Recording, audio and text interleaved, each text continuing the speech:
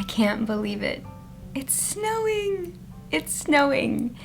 Last night, Leon and I put our Christmas tree up. We decorated our Christmas tree on November 18th. Today is November 19th, and it's snowing. So I think Mother Nature saw that we put our tree up, and that we're in the Christmas spirit, and now it's snowing. Oh my gosh.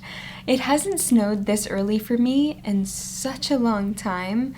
Last year in New York, I think the first snow was in January. I'm so excited. Hello! I'm here to talk about books with you guys. I have a stack of books that I have collected over the past few weekends. A lot of them are wintry, or I think perfect for this time of year. So the fact that it's snowing, I'm looking at our beautiful Christmas tree, and I'm here to tell you about these fantastic books. I am just in a very good mood. And I get to stare at the snow this entire time. So if I'm not looking at the camera, I'm just looking at the snow. But anyway, okay. This first book I am very excited about, and that is Susanna Clarke's The Wood at Midwinter. And how beautiful is this cover? So this is a short novella from Susanna Clarke, who wrote Jonathan Strange and Mr. Norrell and Piranesi. And I just finished, well, not just finished, a couple weeks ago I finished Jonathan Strange and Mr. Norrell, and that was our book club pick for September and October for the Game of Tomes book club. And I think Emma is still in the process of reading it, but once we're done, we're going to figure out when we're going to film our discussion. We might combine Little Women and Jonathan Strange, but we're still figuring that out. But anyway, I really loved Susanna Clarke's writing style in Jonathan Strange, although the book itself hasn't become a new favorite. I enjoyed it, but I didn't fall in love with it, so I will get into Jonathan Strange and Mr. Norrell more in the discussion video, but I loved her writing style, and so when I saw that she came out with this beautiful book that's set in midwinter, I thought that this was going to be so perfect for this time of year. And look at these end papers, they are so beautiful. And best of all, it's illustrated with these gorgeous illustrations, and the formatting of the book is so beautiful. It's illustrated by Victoria Sodden. 19-year-old Merodis Scott is an unusual girl. She can talk to animals and trees, and she is only ever happy when she is walking in the woods. One snowy afternoon, perfect timing, out with her dogs and Apple the pig, Merodis encounters a blackbird and a fox. As darkness falls, a strange figure appears in their midst, and the path of her life is changed forever. From the universe of Jonathan Strange and Mr. Norrell, The Wood at Midwinter is an enchanted and enchanting Christmas story from one of the greatest imaginations writing today.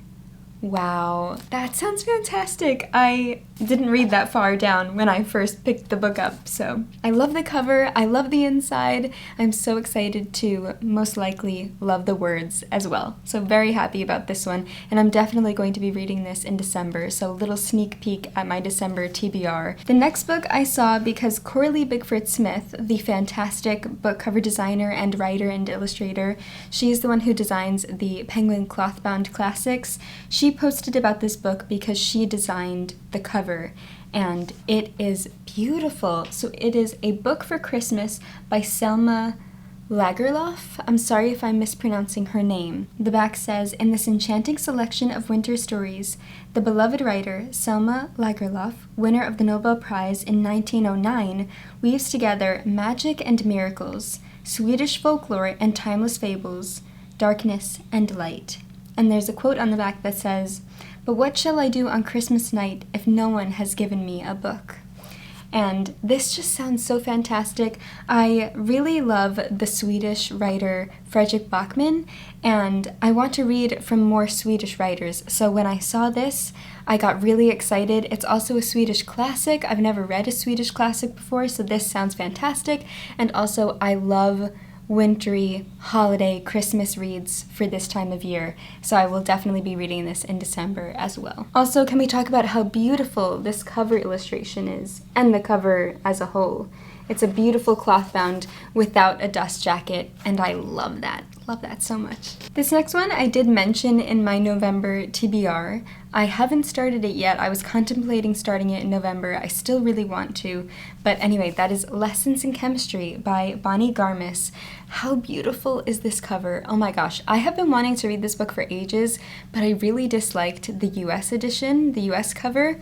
And this one is just absolutely perfect. I love the red. I love the gold foil. It's also giving kind of a Christmas vibe. And this sounds fantastic. It says, chemist Elizabeth Zott is not your average woman. In fact, Elizabeth Zott would be the first to point out that there is no such thing. But it's the early 1960s, and her all-male team at Hastings Research Institute take a very unscientific view of equality. Forced to resign, she reluctantly signs on as the host of a cooking show, Supper at 6. But her revolutionary approach to cooking, fueled by scientific and rational commentary, grabs the attention of a nation. And soon a legion of overlooked housewives find themselves daring to change the status quo, one molecule at a time. And I think that sounds fantastic. The fact that it's set in the 60s, the fact that it's this very interesting view of women in science, I think is really just wonderful to see, and I'm excited to read. And I got this book at Foyles, and when I brought this book and the next book up to the counter, the girl that was scanning my books for me and helping me check out, she got so excited about this book, and she said that she and her mom have an extra copy. They each have their own copy of this book, but then they have an extra copy that's dedicated to giving out to people to borrow because they think everyone should read this. So when she said that to me, I got even more elated because I just think that it's going to be a new favorite. So we have a bit of a 5-star prediction here, but we'll see. This next one I also bought when I bought Lessons in Chemistry, and that bookseller that was helping me said that I picked out 2 fantastic books, and they're both very, very different from one another, and she was saying that it was a very interesting selection, and that she thought that they were good picks. So that made me feel pretty good about myself and my choices. I Who Have Never Known Men by Jacqueline Harpman. I've heard a lot of fantastic things about this book, and I really love the UK edition. So one of my rules for buying books while I'm in England is I want to make sure that they're books that I desperately want to read soon, like immediately as soon as I buy them, because my library here is very small, and also book covers that I can't get in the US. So UK covers that I won't be able to get when I'm home in the US. So anyway, this is another one of those. And this is a dystopian novel about this group of women that are being held, I believe, in some kind of bunker, or yeah, it says deep underground 39 women live imprisoned in a cage. Watched over by guards, these women have no memory of how they got there, no notion of time, and only vague recollections of their lives before. And I don't want to say too much else, but I believe the main character is a young teen that has never seen a man before or has interacted with a man or anything. She has truly never known men.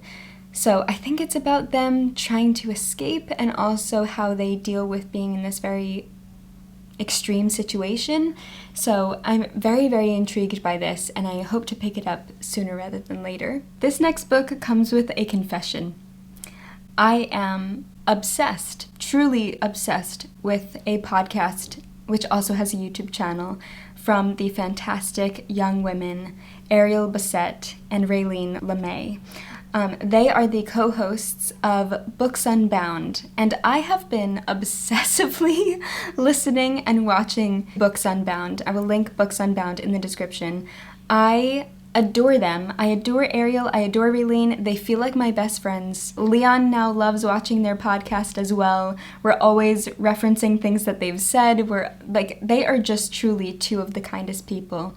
And I have been obsessively watching their videos and their backlog. I've been going through every single episode of the podcast. Anyway, this book I bought because of Ariel and Raylene. They've been talking about it in the episodes that I've been watching recently. So I read this book, or I listened to it as an audiobook years ago, and I never picked up a physical copy. And I really love the UK edition. And it is 84 Charing Cross Road by Helen Hanff. This is, I hope I'm pronouncing her last name correctly. This is a nonfiction book of letters between Helen and the booksellers at a bookshop That's 84 Charing Cross Road. In 1949, Helen Hanff, a poor writer with an antiquarian taste in books, wrote to Marks & Co. booksellers of 84 Charing Cross Road in search of the rare editions she was unable to find in New York. It's me, guys, it's me. Her books were dispatched with polite but brisk efficiency. But, seeking further treasures, Helen soon found herself in regular correspondence with bookseller Frank Dole, laying siege to his English reserve with her warmth and wit. And as letters, books, and quips crossed the ocean, a friendship flourished that would endure for 20 years. I truly can relate to Helen so much as someone who is trying to only get, like I just said in this video, specific editions that I can't get in the US while I'm here in England. It's too on the nose. So I'm very excited to reread this and to read it physically for the first time. And the fact that it's nonfiction, and Ariel and Raylene talk about how these letters, even though they're nonfiction and they're letters, and it's not like a fictional story, it has a story arc. Like there is an arc to the story. It feels like a full story with a beginning, middle, and end, that we evolve and we change and we grow and we come together. And Ariel really loves reading letter collections, and some of them she talks about how they can be a little bit distanced because sometimes letter collections will only be like from one point of view, so like one person's letters, but you won't see the letters in response from the other person. An example of this is Letters to a Young Poet by Rainer Maria Rilke. You just get Rilke's letters, but you don't get the person he's writing to, so you don't get the correspondence on both sides. But with this one you do, so it really feels like a full and complete story. And now the sun is coming out. Ah, what a beautiful day. I think the snow is letting up a bit, but it's still coming down nicely. I appreciate the sun so much more now that I am in England because it's just so much more precious in New York. You can kind of get used to sunny days, but here it's cloudy a lot. So I just love the sun so much. I appreciate it so much. Anyway, that is 84 Charing Cross Road. I really want to read this soon, so I do feel like it has kind of a cozy December vibe, so maybe I'll read it in December. The next two books kind of go together, and the second I finished Howl's Moving Castle by Diana Wynne Jones, I had to pick up the next two books in the series. I loved Howl's Moving Castle. If you missed it, my book club, the Well Read book club that I am the host of, where you can get well read with me, Carolyn Marie Wellstead. We read Howl's Moving Castle by Diana Wynne Jones, and I fell in love with it. We read it in November, and guys, I loved it so much I needed the next two in the series. So these, I believe, I don't think we mainly follow Howl and Sophie like we do in Howl's Moving Castle, but I know that it's in the same universe, and they do have little cameos, but I don't think they're main characters. I also don't want to know too much about these, but anyway, Castle in the Air is the second book in the series, and then House of Many Ways is the third book in the series.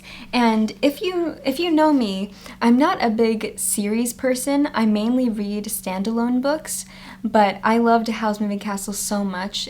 I loved the writing, I loved the world, I loved the characters, that I just really want more from Diana Wynne Jones. So that's when you know that I really love something, as I want to keep reading the whole series.